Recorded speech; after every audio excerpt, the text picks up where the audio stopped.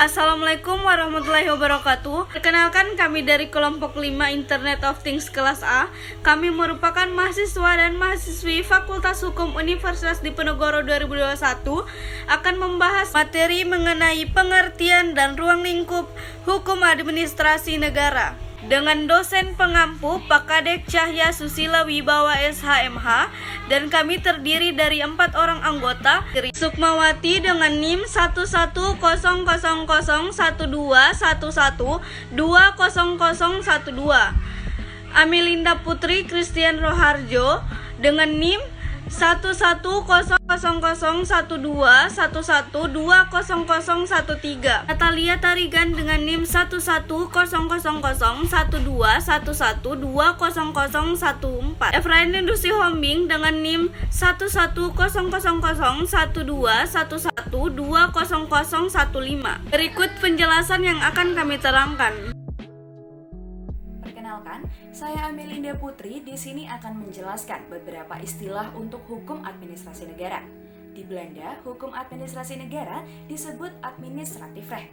Di Jerman dikenal dengan Verwaltungsrecht, Droit administratif di Prancis, dan Administrative Law di Inggris dan Amerika.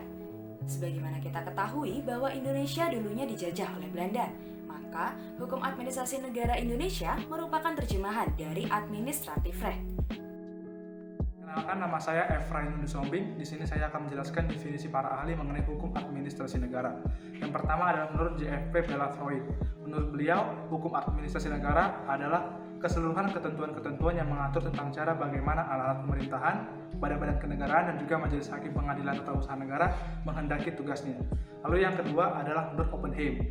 Beliau mendefinisikan hukum administrasi negara sebagai suatu gabungan ketentuan-ketentuan yang mengikat baik badan tinggi maupun badan rendah apabila badan-badan tersebut menjalankan wewenang yang diberikan hukum tata negara. Perkenalkan, nama saya Natalia Tarigan.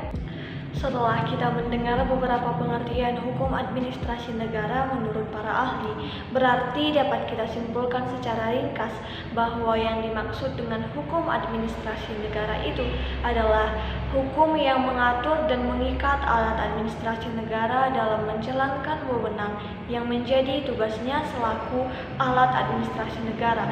Dalam melayani warga negara harus senantiasa memperhatikan kepentingan warga negara. Hukum administrasi negara itu sangat penting dan dibutuhkan dalam penyelenggaraan kekuasaan negara oleh administrasi negara. Keberadaan hukum administrasi negara berperan mengatur wewenang, tugas, dan fungsi administrasi negara. Di samping itu juga berperan dan membatasi kekuasaan yang diselenggarakan oleh administrasi negara. Adapun ruang lingkup dari hukum administrasi negara adalah bertalian erat dengan tugas dan wewenang lembaga negara baik di tingkat pusat maupun daerah. Berhubungan kekuasaan antara lembaga negara dengan masyarakat, serta memberikan perlindungan hukum kepada keduanya, yakni kepada warga negara.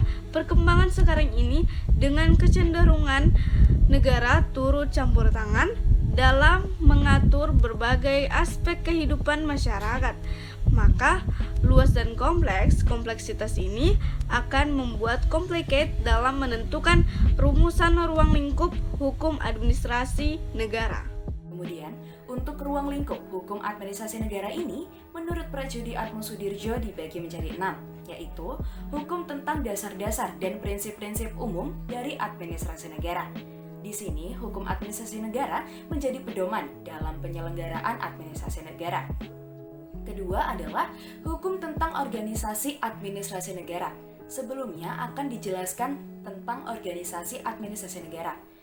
Organisasi administrasi negara di sini adalah lembaga negara yang secara struktural ada di bawah eksekutif yaitu presiden dengan jumlahnya yang tak terbatas.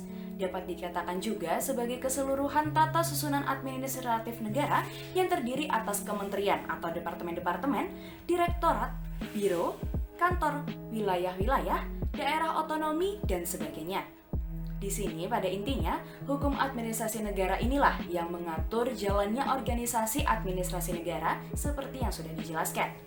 Ketiga, ada hukum tentang aktivitas-aktivitas dari administrasi negara terutama yang bersifat yuridis. Aktivitas administrasi negara adalah tindakan yang dilakukan alat tata usaha negara atau pemerintah yang tidak hanya bertindak dalam fungsi eksekutif, namun juga public service. Aktivitas administrasi negara dibagi menjadi dua, yaitu yang bersifat yuridis dan yang bersifat non-yuridis.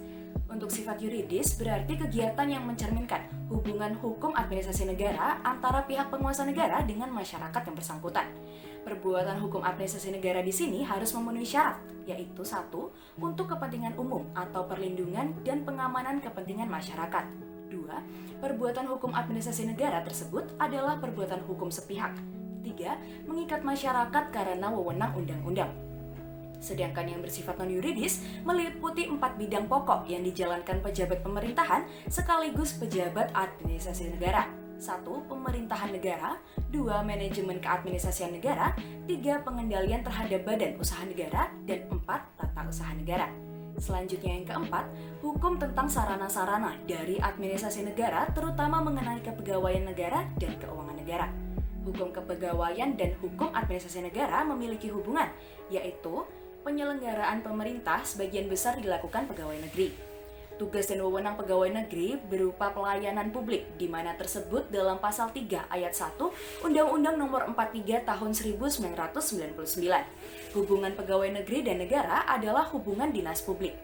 Sengketa kepegawaian merupakan sengketa tata usaha negara. Dan yang terakhir, objek hukum administrasi negara adalah kekuasaan pemerintah. Dan untuk keuangan negara, ia memiliki dua sisi, yaitu sisi objek dan sisi subjek. Dalam sisi objek, keuangan negara meliputi hak dan kewajiban yang dapat dinilai dengan uang seperti bidang fiskal dan moneter. Sedang dalam sisi subjek, keuangan negara meliputi seluruh objek milik negara yang dikuasai pemerintah pusat, pemerintah daerah, dan badan lainnya yang berkaitan dengan keuangan negara. Keuangan negara sendiri dibagi menjadi hak negara, seperti memungut pajak, mengeluarkan dan mengedarkan uang, dan melakukan pinjaman. Kemudian kewajiban negara, yaitu menyelenggarakan tugas layanan umum pemerintahan dan membayar tagihan pihak. Dan yang terakhir adalah penerimaan negara yang meliputi penerimaan negara pajak dan non-pajak. Yang kelima yaitu hukum administrasi pemerintah daerah dan wilayah yang dibagi menjadi hukum administrasi kepegawaian, hukum administrasi keuangan, hukum administrasi material, dan hukum administrasi perusahaan negara. Selanjutnya mengenai ruang lingkup hukum administrasi negara tersebut, yang keenam ada hukum tentang peradilan administrasi negara. Kusumadi Pujo Sewojo membagi bidang-bidang pokok hukum administrasi negara sebagai berikut. Yang pertama, hukum tata pemerintahan. Yang kedua, hukum tata keuangan termasuk hukum pajak. Yang ketiga, hukum hubungan luar negeri. Dan yang keempat, hukum pertahanan dan keamanan umum.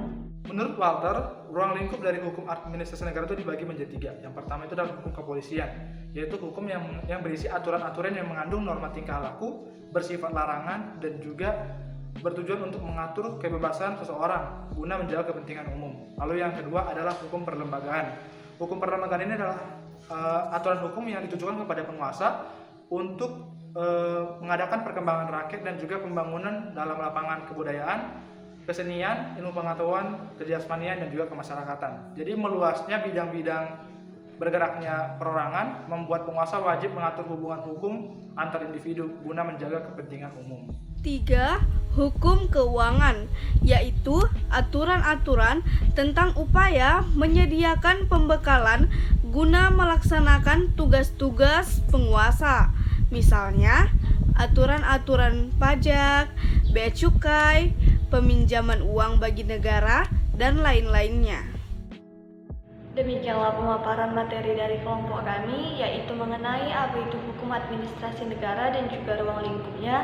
Kami mohon maaf apabila ada salah dalam pengucapan kata. Sekian dan terima kasih.